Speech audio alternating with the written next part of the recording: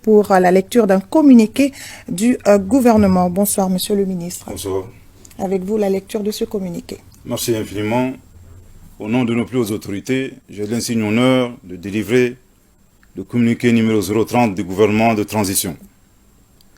Le gouvernement de la République du Mali informe l'opinion nationale et internationale qu'à l'issue des travaux de la 7e session ordinaire de la conférence des chefs d'État et des pays membres du G5 Sahel, tenue le 15 février 2021 en N'Djamena, les chefs d'État avaient convenu de tenir la 8e session ordinaire à Bamako en février 2022.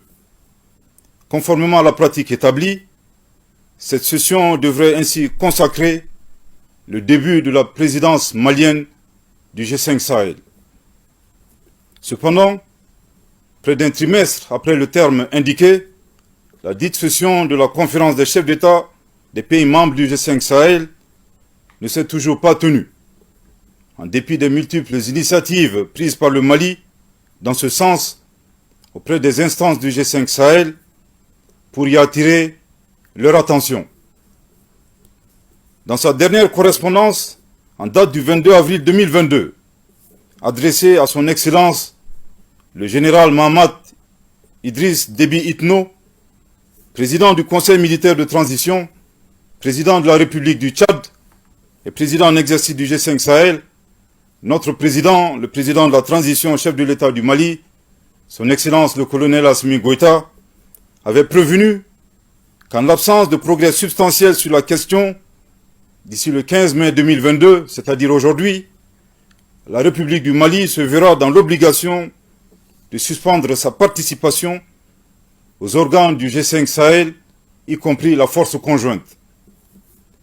Le gouvernement de la République du Mali rappelle que la non-tenue à Bamako de la 8e session ordinaire de la conférence des chefs d'État des pays membres du G5 Sahel, ainsi que les réunions statutaires des autres organes, constitue une violation d'une décision prise par l'institution, mais aussi celle des textes de base du G5 Sahel.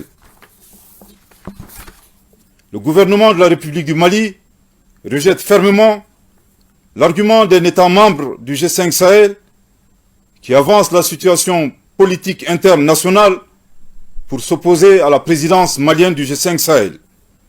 En effet, aucun texte juridique du G5 Sahel ne prévoit des restrictions contre un État membre sur la base de sa situation politique nationale. En la matière, aucune disposition des textes de cette institution ne prévoit qu'elle puisse également endosser des sanctions ou restrictions édictées par d'autres organisations à l'endroit d'un État membre. L'opposition de certains États du G5 Sahel à la présidence du Mali est liée aux manœuvres d'un État extra-régional visant désespérément à isoler notre pays, le Mali. Et de cette situation, le gouvernement de la République du Mali en déduit une perte d'autonomie, une instrumentalisation et un dysfonctionnement grave des organes du G5 Sahel, notamment la conférence des chefs d'État et le secrétariat exécutif, dont le programme de travail annuel et le budget 2022 ne sont toujours pas adoptés par le Conseil des ministres de l'institution. L'instrumentalisation d'une institution comme le G5 Sahel, dont le mandat est de mutualiser les moyens pour garantir les conditions de développement et de sécurité dans l'espace des pays membres, est fondamentalement contraire aux intérêts de nos pays et de nos peuples, qui font face à d'importants défis dans le domaine de la lutte contre le terrorisme. En conséquence, le gouvernement de la République du Mali décide de se retirer de tous les organes et instances du G5 Sahel, y compris la force conjointe.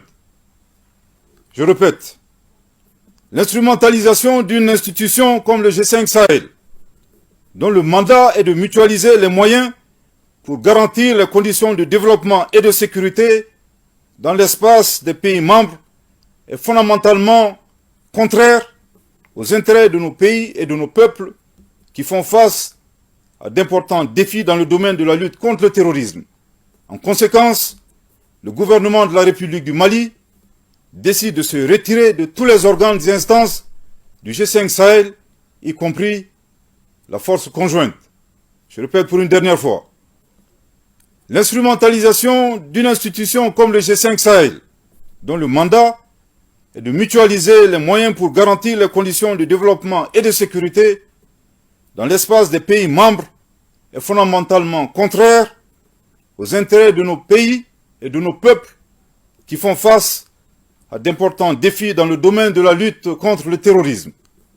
En conséquence, le gouvernement de la République du Mali décide de se retirer de tous les organes et instances du G5 Sahel, y compris la force conjointe. Cette décision sera notifiée aux États membres de l'organisation conformément à la procédure prévue en la matière.